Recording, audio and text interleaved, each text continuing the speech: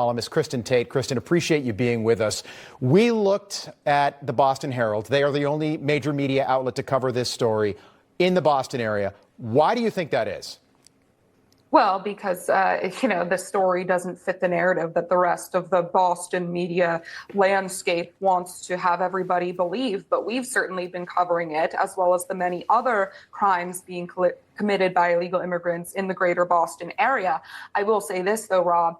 Voters in Massachusetts, yes, this is a very liberal state, but they are starting to get really fed up with this issue. Massachusetts voters are increasingly angry and terrified as they have watched unchecked immigration just destroy their communities.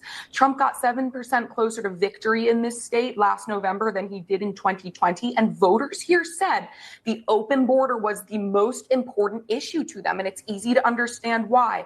Under Biden, 10 million plus illegal immigrants came into this country. At least 50,000 of those came to the state of Massachusetts. And even after voters in Massachusetts made their concerns very clear, our leaders continue to ignore them and double down on their left-wing policies. Our governor, Maura Healey, a couple days after Trump was elected, smugly said that she would not cooperate with Trump and ICE in assisting deportations.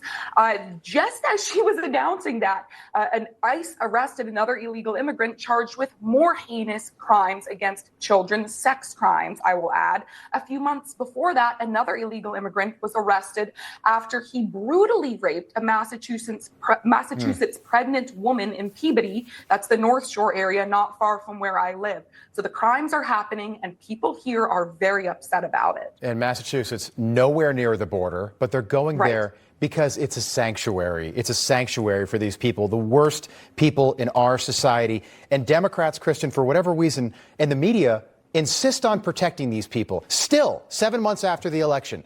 Why is that? Well, probably because they think it's a long-term play to import more Democrat voters.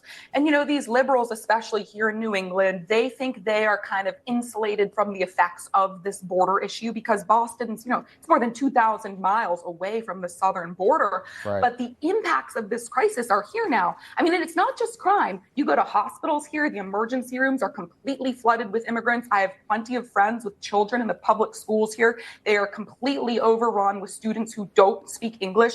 The systems here, our public systems, are becoming so strained that it's just unworkable in many communities. So this has to change. Yeah, we were looking at the New York Times today. So the Boulder, Colorado terrorist, the coverage today was on page A15, which is pretty interesting. It's after A15 is the obituaries. That's how much the New York Times cares about that story today.